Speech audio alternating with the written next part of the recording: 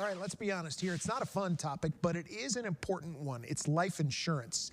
And here to talk about that important topic is private wealth advisor, that is, Ryan Pecha from Buska Wealth Management. Welcome back, Ryan. Thanks for having me.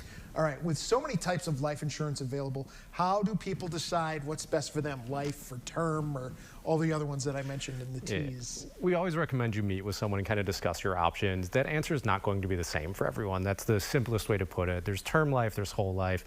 Really depends on what your needs are, what your goals are, more importantly, and kind of what stage of life you're in. If you're younger, don't maybe have a spouse and a large debt, your policy might look a lot different than someone who's a little bit older, has kids, but is more established, and that's going to look a lot different than an empty nester. So you really have a bunch of different options available to you, and it all depends on your age and goals. So if you just want to pay for the funeral, it's different than if you want to fund your whole family for 20 years after you pass. Absolutely. Your needs are entirely different at different stages in your life, and that's really what determines what the right fit for you is. Hence why you talk to a professional. What are the biggest mistakes people make when they buy life insurance, and more importantly, how can you avoid them?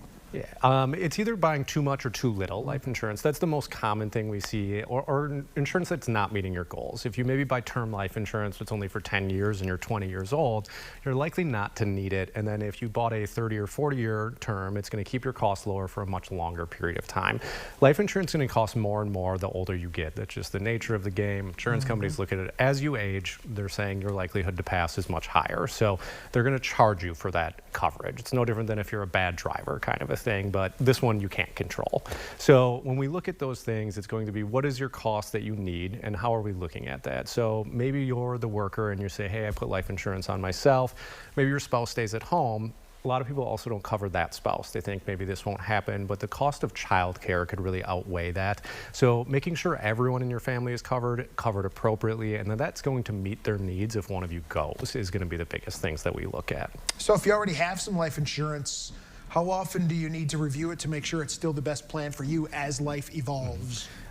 Once a year is always a good starting point, but anytime your life changes. So if you have another kid, maybe a child leaves the house, maybe your spouse develops an illness or something like that, that you really want to make sure you have that coverage in place for your children or family members.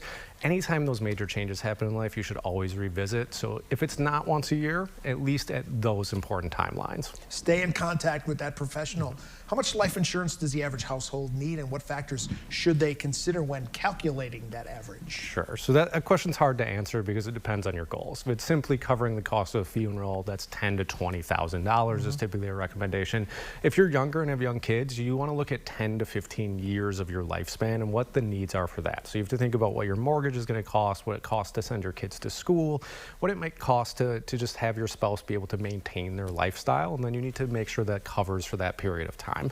Life's going to change, so it's really hard to say, hey, we figured these out. It's never going to be a different number, but making sure you have above and beyond what just your employer offers you is often kind of where we're looking at for you, making sure there's enough to get you through at least a decade. Plus that employer coverage not going to be there once you're not working for that guy anymore. Ryan, thank you so much for coming in. We'll see you again next month. Thanks, Jay. We'll be right back.